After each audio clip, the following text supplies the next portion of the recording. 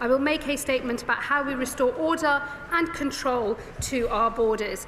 I do so as this government publishes the most significant reform to our migration system in modern times. This country will always offer sanctuary to those fleeing danger.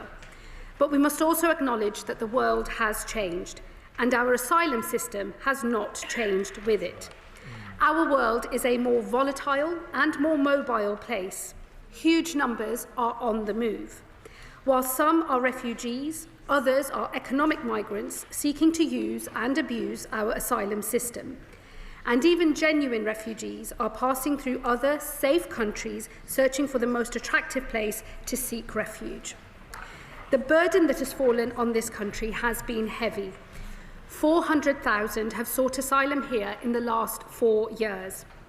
Over 100,000 people now live in asylum accommodation, and over half of refugees remain on benefits 8 years after they have arrived.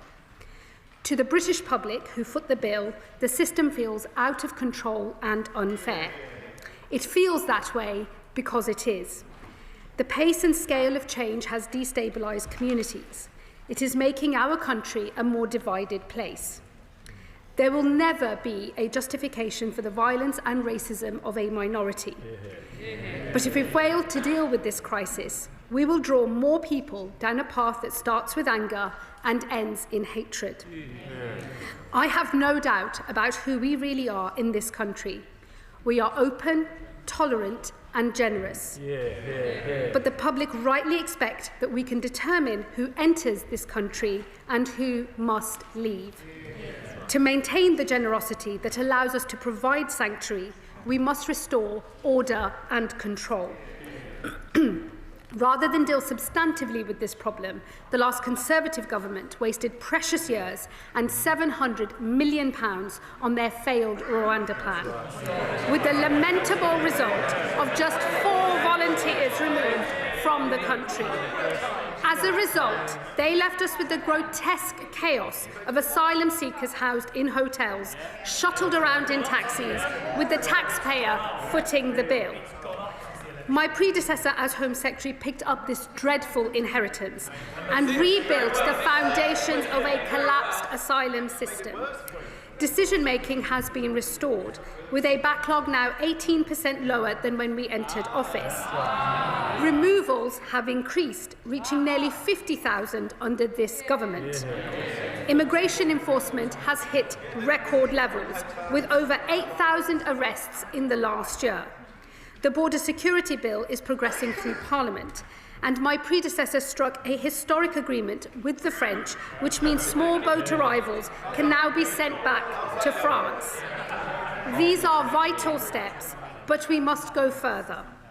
Today we have published Restoring Order and Control, a new statement on our asylum policy. Its goals are twofold. Firstly, to reduce illegal arrivals into this country, and secondly, to increase removals of those with no right to be here. It starts by accepting an uncomfortable truth. While asylum claims fall across Europe, they are rising here. And that is because of the comparative generosity of our asylum offer, when compared to so many of our European neighbours. This generosity is a factor that draws people to these shores on a path that runs through other safe countries. Nearly 40% come on small boats and over perilous channel crossings, but a roughly equal number come here legally via a visitor, work or study visa and then go on to claim asylum. They do so because refugee status is the most generous route into this country. An initial grant lasts 5 years, which is then converted almost automatically into permanent settled status. In other European countries, things are done differently. In Denmark, refugee status is temporary, and they provide safety and sanctuary until it is possible for a refugee to return home. In recent years, asylum claims have hit a 40-year low.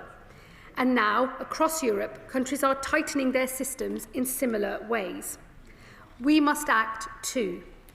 We will do so by making refugee status temporary, not permanent. A grant of refugee status will last 2.5 years, not 5. It will be renewed only if it is impossible for a refugee to return home. Permanent settlement will now come at 20 years, not 5. I know this country welcomes people who contribute, and for those who want to stay and are willing and able to, we will create a new work and study visa route solely for refugees, with a quicker path to permanent settlement. To encourage refugees into work, we will also consult on removing benefits for those who are able to work but choose not to. Outside of the most exceptional circumstances, family reunion will not be possible, with a refugee only able to bring family over if they have joined a work and study route and if qualifying tests are met.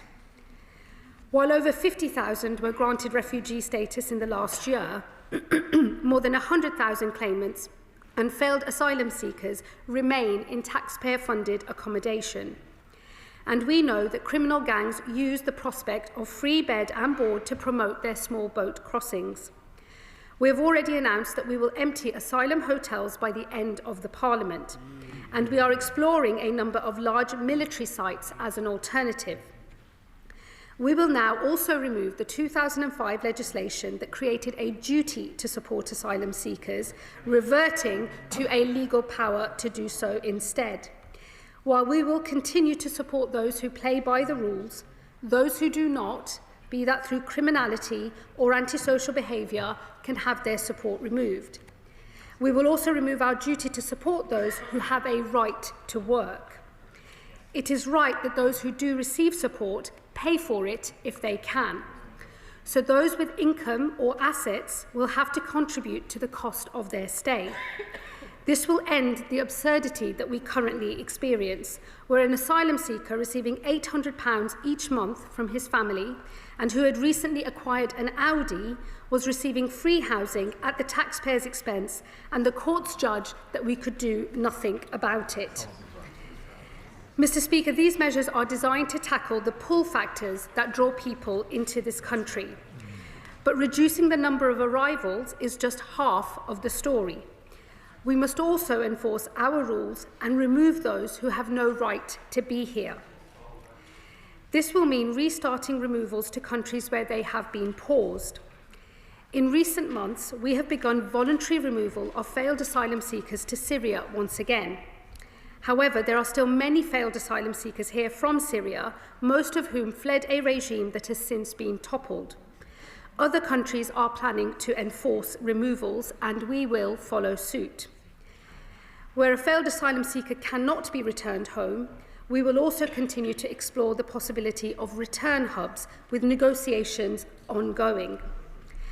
We must remove those who have failed asylum claims, regardless of who they are. Today, we are not removing family groups, even when we know that their home country is perfectly safe. There are, for instance, around 700 Albanian families living in taxpayer-funded accommodation, having failed their asylum claims. This is true despite an existing returns agreement, and that Albania is a signatory to the European Convention on Human Rights. So we will now begin the removal of families. Where possible, we will encourage a voluntary return, but where an enforced return is necessary, that is what we will do. Where the barrier to a return is not the individual nor the UK government, but the receiving country, we will take action. I can announce today that we have told Angola, the Democratic Republic of the Congo, and Namibia that if they do not comply with international rules and norms, we will impose visa penalties on them. And I am sending a wider message here. Unless other countries heed this lesson, further sanctions will follow. Much of the delay in our removals, however, comes from the sclerotic nature of our own system. In March of this year, the appeals backlog stood at 51,000 cases. This government has already increased judicial sitting days, but reform is required. So we will create a new appeals body staffed by professional independent adjudicators, and we will ensure there is early legal representation available to advise claimants and ensure their issues are properly considered. cases with a low chance of success will be fast-tracked, and claimants will have just one opportunity to claim and one to appeal, ending the merry-go-round of claims and appeals that frustrate so many removals. While some barriers to removal are the result of process, others are substantive issues related to the law itself. There is no doubt that the expanded interpretation of parts of the European Convention on Human Rights has contributed. This is particularly true of Article 8, the right to a family life. The courts have adopted an ever-expanding interpretation of this right, and as a result, many people have been allowed to come to this country when they would otherwise have had no right to. And we have been unable to remove others when the case for doing so seems overwhelming. This includes cases like an arsonist sentenced to 5 years in prison, whose deportation was blocked on the grounds that his relationship with his sibling may suffer. And more than half of those detained are now delaying or blocking their removal by raising a last-minute rights claim. Article 8 is a qualified right. That means we are not prevented from removing individuals or refusing an application to move to the UK if it is in the public interest. To narrow Article 8 rights, we will therefore make 3 important changes in both domestic law and our immigration rules. Firstly, we will define what exactly a family is, narrowing this down to parents and their children. Secondly, we will define the public interest test so the default becomes a removal or refusal, with Article 8 rights only permissible in the most exceptional circumstances. Thirdly, we will tighten where Article 8 claims can be heard, ensuring only those who are living in the UK can lodge a claim rather than their family members overseas, and that all claims are heard first by the Home Office and not in a courtroom. We will also pursue international reform of a second element of the European Convention, the application of Article 3, the prohibition on torture and inhuman, degrading treatment or punishment. We will never return anyone to be tortured in their home country. But the definition of degrading treatment has expanded into the realm of the ridiculous. Today we have criminals we seek to deport, but discover we cannot because the prisons in their home country have cells that are deemed too small, or even mental health provision that is not as good as our own. As Article 3 is an absolute right, a public interest test cannot be applied. For that reason, we are seeking reform at the Council of Europe, and we do so alongside international partners who have raised similar concerns.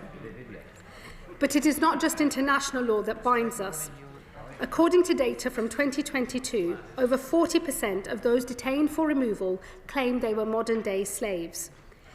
This well-intentioned law is being abused by those who seek to frustrate a legitimate removal.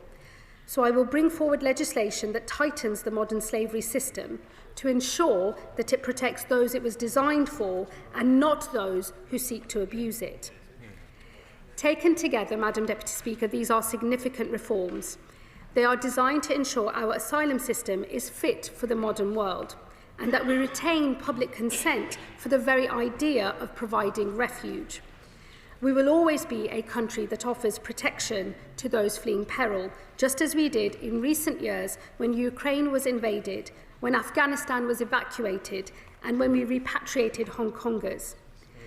For that reason, as order and control is restored, we will open new, capped, safe and legal routes into this country. These will make sponsorship the primary means by which we resettle refugees, with voluntary and community organisations given greater involvement to both receive refugees and support them, working within caps set by government. We will also create a new route for displaced students to study in the UK and another for skilled refugees to work here. And of course, we will always remain flexible to new crises across the world as they happen. I know the British people do not want to close the doors, but until we restore order and control, those who seek to divide us will grow stronger. It is our job as a Labour government to unite where there is division.